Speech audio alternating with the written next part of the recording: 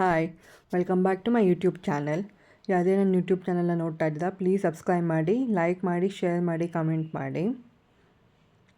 ನಾನಿವತ್ತು ಬಿರಿಯಾನಿ ಮಸಾಲ ಅಥವಾ ಬಿರಿಯಾನಿ ಪೌಡರ್ ಹೇಗೆ ಮಾಡೋದು ಅಂತ ಹೇಳ್ಕೊಡ್ತಾ ಇದ್ದೀನಿ. ಮೊದಲಿಗೆ ಪ್ಯಾನ್ ತೊಗೊಳ್ಳಿ, ಅದಕ್ಕೆ 1 ಸ್ಪೂನ್ ಮೆಂತ್ಯ,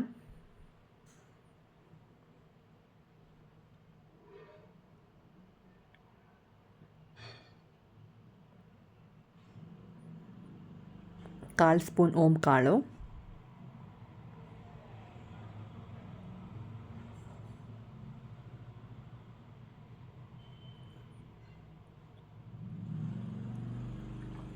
ಒಂದು ಸ್ಪೂನ್ ಚಕ್ಕೆ. ನಾನಿಲ್ಲಿ ಪೌಡರ್ ಮಾಡ್ಕೊಂಡಿದ್ದೆ, ಅಂದರೆ ಪುಡಿ ಇದೆ, ಸ್ವಲ್ಪ ಮುರ್ಕೊಂಡಿದ್ದೀನಿ. ಸೊ ನೀವು ಉದ್ದಿದ್ದು ಇರುತ್ತಲ್ಲ, ಅದನ್ನು ನೀವು 2 ಹಾಕ್ಕೊಳ್ಬೋದು. 1 ಸ್ಪೂನ್ ಲವಂಗ,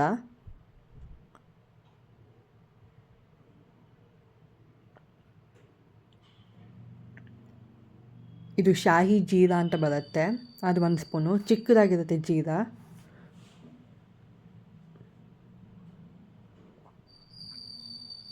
ಮತ್ತು ಇದು ಮರಾಠಿ ಮೊಗ್ಗು, ಒಂಥರ ಉದ್ದ ಮೊಗ್ಗು ಬರುತ್ತೆ, ಅದು 4 ಹಾಕಿದ್ದೀನಿ. 10ರಿಂದ 12 ಪಲಾವ್ ಎಲೆ,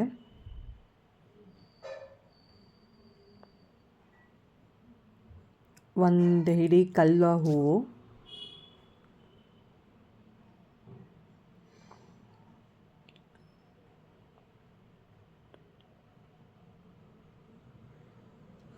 ಒಂದು ಸ್ಪೂನು ಸೋಂಪು,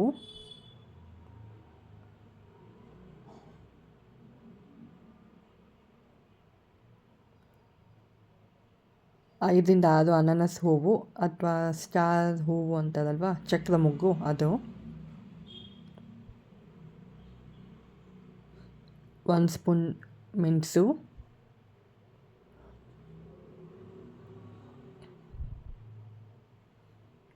ಜಾಪತ್ರೆ 1 ಸ್ಪೂನ್, 4 ಖಾರದ ಮೆಣಸಿನ್ಕಾಯಿ,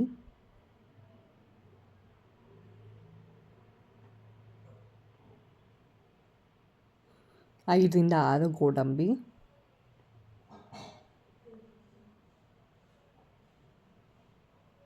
1 ಸ್ಪೂನು ಮರಾಠಿ ಮೊಗ್ಗು,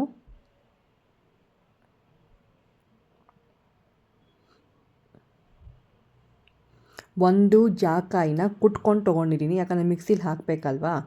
ಸೊ ಅದಕ್ಕೆ 1 ಜಾಕಾಯಿ, ನಾನು ಜಾಪತ್ರನೂ ಯೂಸ್ ಮಾಡಿದ್ದೆ, ಜಾಕಾಯಿ ಉಂಡೆನೂ ಸಹ ಯೂಸ್ ಮಾಡ್ತಿದ್ದೀನಿ.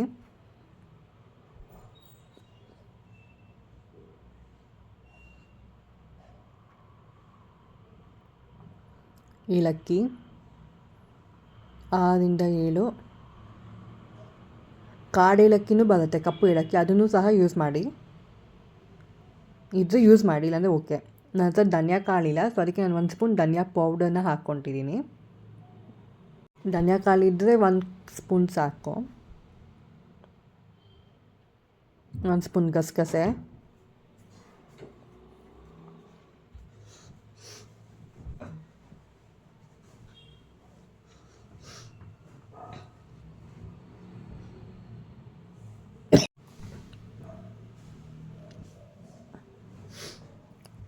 ಒಂದು ಹಿಡಿಯಷ್ಟು ಕಸೂರಿ ಮೇಥಿ,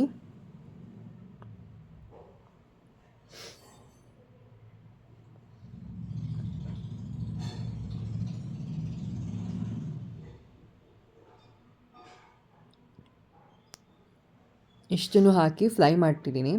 ಇನ್ನೊಂದೇನೆಂದರೆ, ನಾನಿಲ್ಲಿ ಎಲ್ಲ ಇಂಗ್ರೀಡಿಯೆಂಟ್ಸು ಒಟ್ಟಿಗೆ ಹಾಕ್ತಿದ್ದೀನಿ. ಯಾಕೆ ಅಂದರೆ ನಾನು ಆಲ್ರೆಡಿ ಇದನ್ನು ಒಣಗಿಸ್ಕೊಂಡಿದ್ದೆ ಬಿಸಿಲಲ್ಲಿ ಒಣಗಿಸ್ಕೊಂಡಾಗ ಎಲ್ಲ ಒಟ್ಟಿಗೆ ಹಾಕ್ಕೊಂಡು ನೀವು ಅಂದರೆ ರೋಸ್ಟ್ ಮಾಡ್ಕೊಳ್ಳಿ, ಡ್ರೈ ರೋಸ್ಟು.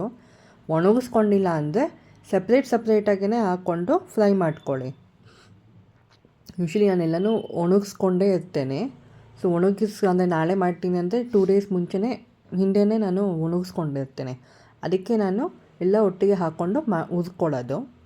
ನೀವು ಯಾರು ಒಣಗಿಸ್ಕೊಂಡಿಲ್ಲ ಅಂದರೆ ಆವಾಗ ಸಪ್ರೇಟಾಗಿಯೇ ಒಂದೊಂದನ್ನೇ ಹಾಕ್ಕೊಂಡು ಸಪ್ರೇಟ್ ಹುರ್ಕೊಂಡು ಇಟ್ಕೊಳ್ಳಿ, ಆಯಿತಾ.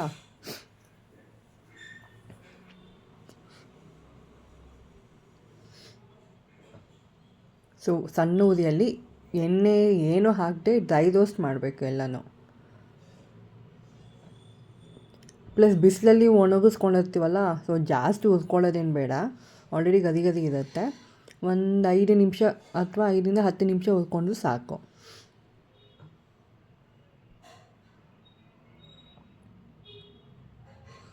ಬಿಸಿಲಲ್ಲಿ ಒಣಗಿಸ್ಕೊಂಡಿಲ್ಲ ಅಂದರೆ ಒಂದೊಂದು ಐಟಮನ್ನು 5 ನಿಮಿಷ ಹುರ್ಕೊಳ್ಬೇಕು ಸಣ್ಣ ಉರಿಯಲ್ಲಿ. ಸೊ ತಣ್ಣಗಾಗಿದ್ಮೇಲೆ ಪೌಡರ್ ಮಾಡಿಕೊಂಡ್ರೆ ಈ ಥರ ಫೈನ್ ಪೌಡರ್ ಮಾಡ್ಕೊಳ್ಬೇಕು ಹೀಗೆ. ಸೊ ಇದನ್ನು ಏರ್ಟೈಟ್ ಕಂಟೈನರಲ್ಲಿ 1 ಮಂತ್ ಅಥವಾ 1.5-2 ತಿಂಗಳು ಇಟ್ಕೊಳ್ಳಿ. ನಾನು ಇಲ್ಲಿ ಕಮ್ಮಿ ಮಾಡ್ಕೊಂಡಿದ್ದೆ, ನೀವು ಜಾಸ್ತಿ ಮಾಡಿಕೊಂಡು ಏರ್ಟೈಟ್ ಕಂಟೈನರಲ್ಲಿ ಇಟ್ಕೊಳ್ಬೋದು. 2 ತಿಂಗಳು ಏನಾಗೋದಿಲ್ಲ. ಸೊ ಬಿರಿಯಾನಿ ಮಸಾಲ ಅಥವಾ ಬಿರಿಯಾನಿ ಪುಡಿ ರೆಡಿ.